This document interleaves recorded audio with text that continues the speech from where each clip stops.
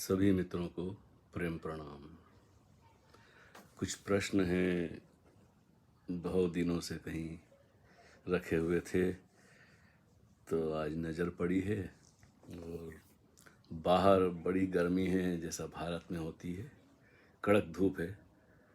तो सोचा अपने घर में ही बैठकर मित्रों से कुछ चर्चा हो जाए उनके प्रश्नों पर। तो पहला प्रश्न है, ध्यान के बाद हम इतने निर्भर खाली कैसे हो जाते हैं? चलते वक्त जैसे चल नहीं रहे हैं, तैर रहे हैं ऐसा लगता है। क्या हमें गुरुत्वाकर्षण कम खींचता है या कोई और मामला है? नमन, स्वामी आनंदराज। स्वामी आनंदराज, ये सब अनुभूति के जगत की बातें हैं, व्यक्ति पर निर्भर करता है। जिसे अनुभव हुआ है उसे आश्चर्य होता है कि ये क्या हो रहा है। और हमारे पास जो शब्द हैं, जो भाषाएं हैं, वो पार्थिव जगत की हैं, ऑब्जेक्टिव पदार्थ के जगत की बातें हैं। तो किसी से कहो भी कि भाई मैं चलते वक्त चलता हूँ तो मुझे ऐसा नहीं लगता कि मेरे पैर ज़मीन पर पड़ रहे हैं, ऐसा लगता है मैं हवा में तैर रहा हूँ। ये मेरा भी ऐसा अनुभव रहा है। और कभी कभी कोई भी इस अनुभव से गुजर सकता है अगर पूरी तरह सजग हो जाए और अपने कदमों को सिर्फ चलता हुआ देखने लगे। पूरा ध्यान सड़क पे चलते हुए। अब यहाँ तो इतनी भीड़ होती है भारत में सड़क पे से चलते हुए, लेकिन कोई एकांत स्थल हो तो ये तो मिनटों में घटने वाली घटना है। कोई बहुत लंबी चौड़ी साधना करने की भी ज़रूरत नहीं। लेकिन जो एकदम शरीर से बंधे हुए हैं, मतलब जिनके अंदर भाव की दृष्टि नहीं है, ये भावानुभूति भी है और व्यक्ति की सामर्थ्य है कि वो कल्पना भी कर सकता है। क्योंकि कई बार ऐसा होता है, सपने में हम देखते हैं कि हम आकाश में उड़ रहे हैं, बहुत दूर निकल गए हैं ज़मीन से, इमारतों के या जंगलों में, पहाड़ों से ऊपर। तो ऐसे सपने भी पहले पहले तो मैंने सपने ही देखे थे, लेकिन कभी सोचा नहीं था कि ये स्वप्न किसी वास्तविकता का इशारा है। लेकिन निश्चित ही अगर आप सक्रिय ध्यान पूरे प्राणपन से करते हैं और शरीर को इतना थका देते हैं कि उसमें इतनी ऊर्जा नहीं रहती है कि वो और भी कुछ कर सके, वो लेट ही जाएगा या बैठ जाएगा। सच कहो तो बैठने में भी अड़चन आती है, वो लेट जाता है, शरीर इतना थक जाता है जैसे, लेकिन बोध बना रहे अंदर लेटे लेटे वक्त। तो ये तो स्वाभाविक है कि हमारा जो ऊर्जा शरीर है, सूक्ष्म शरीर है, ऊर्जा का जो शरीर है, वो हमें ऐसा लगता है कि वो बिल्कुल चारों तरफ फैला हुआ और फैलता जाता है। तो कभी बड़ा फैलने के भी अनुभव होते हैं, कभी सिकुड़ने के भी अनुभव होते हैं और गति आ जाती है, मतलब पैरों में गति आ जाती है। तो दौड़ने वाले खिलाड़ियों को या जो भी फुटबॉल वगैरह खेलते हैं और क्रिकेट वगैरह, क्रिकेट में तो नहीं इतने भाग दौड़ होती है, हॉकी और फुटबॉल जो एकदम सक्रिय या दौड़ लगाते हैं, ये जो ओलंपिक की दौड़ होती है, मैंने सारा खेल करके देख लिए है, दौड़ भी लगाई है खूब, वहाँ तक कि घुटने दर्द करने लग जाए और फिर बैठ जाते थे। तो ये व्यक्ति का अपना निजी मामला है। गुरुत्वाकर्षण तो सही बात है कि अब आप साइकिल चलाते हैं तो अगर साइकिल में बैठ के एक जगह खड़े रहेंगे तो साइकिल नहीं सीधी खड़ी रह पाएगी, गिर जाएगी। जब आप स्पीड में होते हैं, जितनी ज़्यादा स्पीड में होते हैं और बैलेंस बना रहता है तो हाथ भी छोड़ देते हैं आप, जो बैलेंस होता है। तो ये तैरने का जो आनंद आता है, या पानी में जाके फिर तैरने के बाद आप लेटे रहें तो आपका शरीर ऊपर पानी के ऊपर तैरने लगता है सहज। ऐसा नहीं कि आपको कोई प्रयास करना पड़ता है, धीरे धीरे आप एडजस्ट होने लगते हैं पानी के साथ। तो ना तो बहुत गहरी सांस पे ध्यान दिया जाता है, बस वो खेलते खेलते खेलते। तो अच्छा है अगर आपको ऐसे अनुभव हो रहे हैं तो सच में ही गुरुत्वाकर्षण तो शरीर को खींचता है ना, लेकिन हमारा जो बीइंगनेस है, हमारा जो होना है, हम तो अशरीरी हैं, जो शरीर के द्वारा सारा कार्य उसकी मौजूदगी में शरीर सारी गतिविधि करता है। लेकिन इस पे क्या कहा जाए, कभी कभी हम प्रवचन में बैठते थे, ये बम्बई की भी बात बता रहा हूँ, माउंट आबू की भी और पूना की भी। तो शो की तरफ देखते देखते सुनते सुनते कभी आंखें भी बंद हो जाती थी, तो ऐसा लगता था जैसे हम जमीन से उड़ गए हैं कुछ एक दो फीट ऊपर। तो संदेह होता था कि ये, अंदर से तो ऐसा लगता है कि हम जमीन पे नहीं हैं, लेकिन जैसे ही आँख खोलते हैं तो लगता है हम शरीर तो जमीन पे है। तो ओशो ने जब 7 शरीर की बातें कही है, तो ऐसी घटनाएं साधक के जीवन में घटती है, सहज ही घटती है। इसलिए इसकी कल्पना करना, इस पे प्रश्न उठाना, तो उससे तो कुछ हासिल नहीं होगा। मेरे कहने से क्या होगा? अगर किसी को ये अनुभूति नहीं हुई है तो वो सोचेगा ये कैसी बातें कर रहे हैं। तो लगे रहिए साधना में। सच में ही गुरुत्वाकर्षण काम नहीं करता है जब हम पूरे जागृत हो जाते हैं, क्योंकि हमें अपने शरीर की हर एक क्रिया के प्रति होश बना रहता है। और जो होश है, बोध है, वो शरीर से अलग नहीं है, और शरीर के अंदर भी नहीं है, बाहर भी नहीं है। अंदर बाहर का सवाल ही नहीं होता है। एक कविता है, अब उससे मैं इसको समझाने की कोशिश करूं, देखो कि बड़ा मुश्किल है कहना भी, लेकिन छोटी सी बात है। अब वो कविता मैंने कहीं और रख दी जी। हाँ, क्योंकि इस पर विचार नहीं किया जा सकता है। ये अनुभूति है, विचार करते ही आप अनुभूति से अलग हो जाते हैं। बड़ा मुश्किल होता है दोनों को एक साथ रखना, कि आप उस स्थिति में स्थित रहें भी सही और बात भी करें। धीरे धीरे वो भी प्रैक्टिस हो सकती है। मनुष्य के पास अनंत क्षमता है। उसमें साधकों के जीवन में अक्सर ऐसी घटनाएं घटती हैं, तो बड़ा शुभ संकेत है। प्रश्न क्या उठाना, इसको जिएं और लगे रहें अपने ध्यान में। जो भी आप ध्यान करते हैं, किसी भी ध्यान से हो सकता है, खासकर सक्रिय ध्यान के अंत में इसके होने की संभावना ज़्यादा बढ़ जाती है। हम तो आश्रम में भी जब काम किया करते थे, तो हर एक कोई इतनी ऊर्जा से भरा होता था कि हर एक चाल में बड़ी गति होती थी, एक नृत्य होता था, एक चेहरे पे आनंद का, खुशी का, मस्ती का भाव होता था। तो ये सब ध्यान के ही परिणाम हैं। तो बड़े सौभाग्यवान हैं कि आप इस अनुभूति से गुजरे हैं। पता नहीं आपने ये प्रश्न कब पूछा था, मुझे पता नहीं है, लेकिन आज मेरे ध्यान में आ गया, तो मैंने एक आपको 2 बातें कह दी हैं। लेकिन ये चर्चा का विषय तो है ही नहीं। जो आपके जैसे और सन्यासी हैं, मित्र हैं, जो ध्यान साधना कर रहे हैं, कभी जी चाहे तो उनसे बात कर ली, लेकिन बात करने से अनुभव नहीं होगा। अनुभव हो तो बात करने को जी चाहता है। हाँ, ये बड़ी मुश्किल आ जाती है। जब ऐसा अनुभव होता है तो जी चाहता है कि हम किसी को बताएं, किसी से पूछें क्या उसे भी ऐसा हुआ है। तो बात ये होती है ना कि एक बार स्वाद लग जाता है तो जी चाहता है कि बात करें, लेकिन जब अनुभव नहीं होता है तो इसकी चर्चा करना व्यर्थ है। खैर, अब हम दूसरा प्रश्न लेते हैं। हमारे एक और मित्र हैं अनिल तिवारी जी, उन्होंने भी ऐसे ही कुछ प्रश्न पूछा है, इसी से थोड़ा सा संबंधित है। इसी प्रश्न से कुछ लगता है कि कृष्ण वेदांत जी, एक बात बताएं। अष्टावक्र जी का एक सूत्र है, विदेह होकर चैतन्य में विश्राम करें। अब सवाल है, ध्यान से जब समाधि की ओर जाते हैं तो सबसे ज़्यादा परेशान करती है स्मृति या मेमोरी।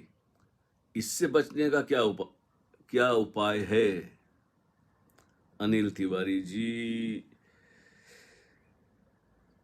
उपाय कुछ नहीं है, सजगता ही एकमात्र उपाय है।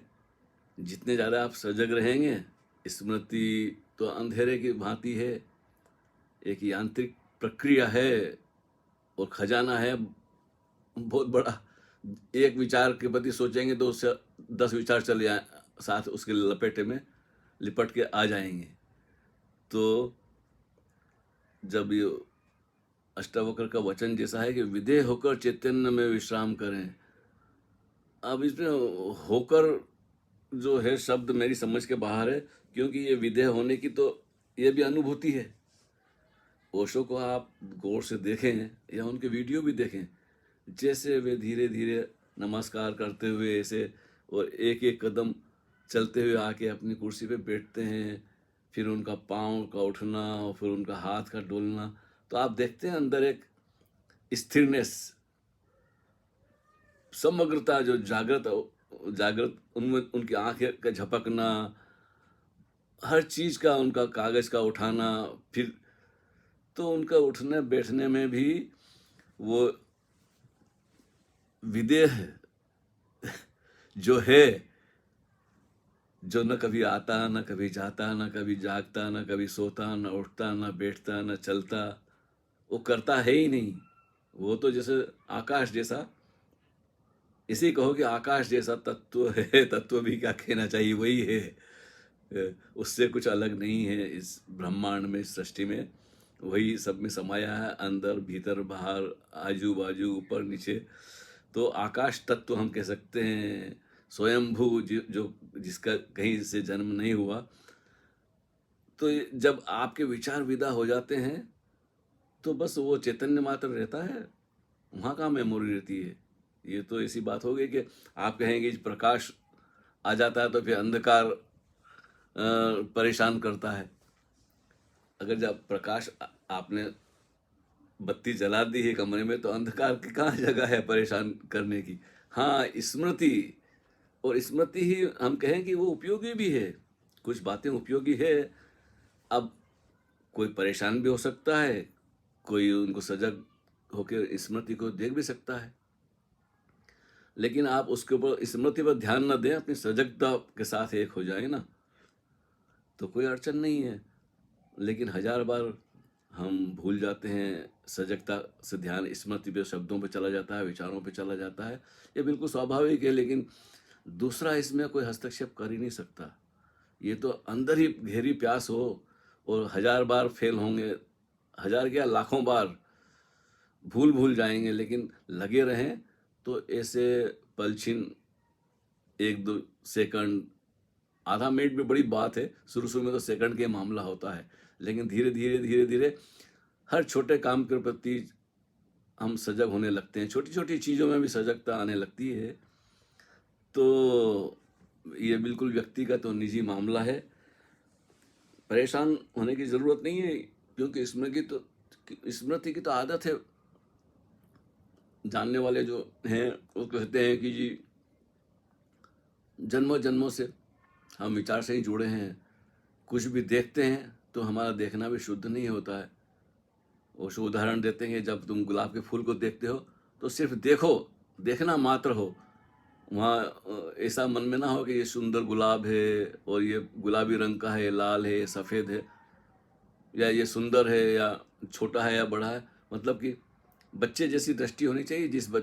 जो बच्चे होते हैं ना, छोटे से बालक होते हैं, 2-4 महीने के, 6 महीने के, 8 महीने के, जब तक भाषा नहीं सीखी होती है वो, उन्होंने उनका देखना देखो जरा, आंखें फाड़ के बस देखते हैं तो वहाँ कोई मेल भाव नहीं होता, सिर्फ दृष्टि होती है। तो हम कभी कभी पशुओं से भी सीख सकते हैं, उनकी दृष्टि ऐसी वो होती है निर्मल, कि वहाँ देखने वाला नहीं होता, सिर्फ देखना होता है। अब इस बात को समझाना बड़ा मुश्किल होता है कि ये कैसे होता है, लेकिन जब अनुभूति हो जाती है तो अड़चन पैदा होती है हमारे मन में कि अब ये ऐसा कैसे हुआ। तो लगता तो है कि ये अनुभूति आपको हुई है, लेकिन क्या है कि फिर वो कैसे हुआ आप ढूंढने जाएंगे तो वो प्रश्न खड़े होंगे। प्रश्न है तो विचार हैं, विचार में खो जाएंगे। ये बस लगे रहिए, आप लगे रहिए, सुबह हो, शाम हो, दिन हो, रात हो, बिस्तर में लेटे हों, बस सजगता को साधना है। भूल जाएंगे फिर साधना है। तो बस जैसे जैसे सघन होती रहती है सजगता, उसकी परिणाम है। नहीं तो ऐसे प्रश्न उठ ही नहीं सकते अगर आपको क्षण भर को, पल भर को ऐसा अनुभव नहीं हुआ होगा। क्योंकि जो विदेह होकर चैतन्य में विश्राम करे, चैतन्य तो सदा विश्राम में ही है, क्योंकि वहाँ तो दिन रात होते ही नहीं है, वो तो एक बोध है बस। व्यक्ति कहाँ है वहाँ, लेकिन हमारा जो मन है वो आता जाता रहता है, उसमें सब उथल पुथल होती है। चैतन्य तो आकाश जैसा है, वो सदा है, सदा रहेगा। हम नहीं थे तब भी था, हम नहीं रहेंगे तब भी रहेगा। हमने एक घड़े की एक कविता है, वो कहीं थी मेरे पास, अब ढूंढना पड़ेगा जी। तो वो कविता घड़े वाली हमने कहीं सुनाई भी थी किसी, शायद कहीं जगह पे।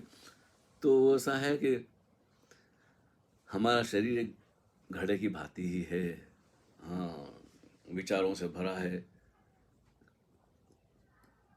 और क्रियाएं सहज होती रहती हैं, यांत्रिक क्रियाएं बहुत हैं, मन चलता रहता है, मन से तादाद में कर लेते हैं तो स्मृतियाँ शुरू हो जाती है, या तो भविष्य का चिंतन शुरू हो जाता है, क्योंकि मन का स्वभाव ही है सक्रिय रहना। जहाँ आपने मन को देखने की कोशिश की तो उसकी सक्रियता धीरे धीरे निष्क्रिय होने लगता है, निष्क्रिय होते होते एकदम से जैसे गायब हो गया पल भर को। बस ऐसे पल की झलक मिल जाए तो आपको कुंजी मिल जाती है, तो चिंता की बात नहीं है। पूरा ब्रह्मांड विश्राम में है, लेकिन उसके भीतर कण कण में गति है, छोटे छोटों से कण में भी बड़ी स्पीड, बड़ी गति है। हमें दिखता है पत्थर पड़ा है, लेकिन वैज्ञानिक कहते नहीं। तो अभी क्वांटम थ्योरी की आप कुछ किताबें पढ़ें, उसमें आपको आश्चर्य होगा कि जो इस खोज में निकले हैं, जो इस पे रिसर्च करते हैं, वो बिल्कुल ध्यानियों जैसी बातें करते हैं। हमने तो सब ओशो से सुना है, अनिल तिवारी जी। और बस एक बहाना मिल गया है कि चलो आप भी, हम सन्यासियों के जैसी, आपने भी ओशो को सुना है, पढ़ा है और उत्सुकता जगी है ध्यान की, तो ऐसे क्षण आ जाते हैं कभी।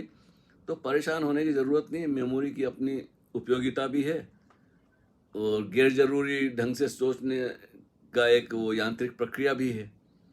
तो जब इसके प्रति आप सजग हो जाएंगे, उसी क्षण उसकी शक्ति शिथिल होने लगती है मेमोरी। लेकिन अभी आपसे बात कर रहा हूँ तो मेमोरी का तो उपयोग करना पड़ेगा ना, कुछ बातें हैं पुरानी। तो मैंने तो ओशो को देख कर ज़्यादा सीखा है बजाय प्रवचन सुनने के। एक बार दर्शन हो जाए उस स्थिरता के, तो वो स्थिरता सबके अंदर विराजमान है। हाँ, वो दृष्टि ऐसी है कि सबके पास है, लेकिन उस तरफ हमारा ध्यान नहीं जाता है। और ध्यान से उस तरफ आपने कहा है कि अब सवाल यह है कि ध्यान से जब समाधि की ओर जाते हैं, नहीं, वहां जाने वाला होता ही नहीं है, जाएगा कौन? ध्यान ही समाधि में परिवर्तित हो जाता है, कहना चाहिए कि जो ध्यान है, ध्यान पर ही ध्यान जाता है, तो वो शुद्ध वर्तमान में हम होते हैं। और जब हम शुद्ध वर्तमान में, अभी और यहीं, being here and now, Osho ने तो एक सूत्र कहा ना, how to be present into the present. सारा एक सूत्र में पूरी बात कह दी है। इसके लिए थोड़ा सा प्रयत्न करना पड़ता है, और प्रयत्न शरीर के तल पर भी कर सकते हैं। ओशो ने कहा है कि अपने शरीर की क्रियाओं के प्रति होश रखें, चलें, उठें, खाएं, पिएं, बात करें। फिर मन की जो गतिविधि है उनके प्रति सजगता भी साधें, भाव के प्रति भी सजग हों। तो ये 3 तल हैं। ओशो ने इसकी अच्छी चर्चा की। आपने तो अष्टावक्र को पढ़ा है, तो आपको क्या समझाना। और अच्छा है आपने पूछ लिया। हमारी भी ये अड़चन होती थी, लेकिन प्रश्न को और समस्याओं को हल करने में हम विचार करने लग जाते हैं। और ये विचार का मामला नहीं है, ये सिर्फ सजग होकर ध्यान के ऊपर ध्यान, मतलब ध्यान ही सब कुछ है। और अपने आप होती है सहज, जब आपको पता चल गया अपने अंदर सजग होने का कि किस तरह से हम शरीर के क्रियाओं के प्रति सजग हो जाते हैं। फिर मन, विचारों का जो सतत प्रवाह है उसको देखने लगते हैं। जो देखने वाला है वो अलग है और प्रवाह अलग है। लेकिन कहीं ज़रूरत पड़ती है, अब आपसे बात कर रहे हैं तो मुझे नहीं पता कि अगला शब्द क्या आएगा, लेकिन मैं उसको भी आने देता हूँ। तो जो हो रहा है उसे होने दें और देखते रहें। तो बस ये छोटी सी बात हम यहीं समाप्त करते हैं। ज़्यादा लंबी वीडियो भी लोग देखना पसंद नहीं करते, क्योंकि वही बात बार बार दोहराना पड़ता है कि यह कोई तकनीक नहीं है। जागना सिर्फ कहने को है कि विधि है, लेकिन नहीं है। आप जहाँ हैं वहीं 100% पूरे के पूरे उपस्थित रहें, मौजूद रहें। विचारों में हम दूर निकल जाते हैं, भविष्य में जो नहीं है, और पीछे निकल जाते हैं अतीत में जो अब रहा नहीं। और विचार वर्तमान में तो विचार हो नहीं सकता, बड़ा आणविक क्षण है वर्तमान का। तो बस जहाँ रहें वहीं जाकर अपनी क्रियाओं के प्रति होश रखें। हरि ओम तत्सत।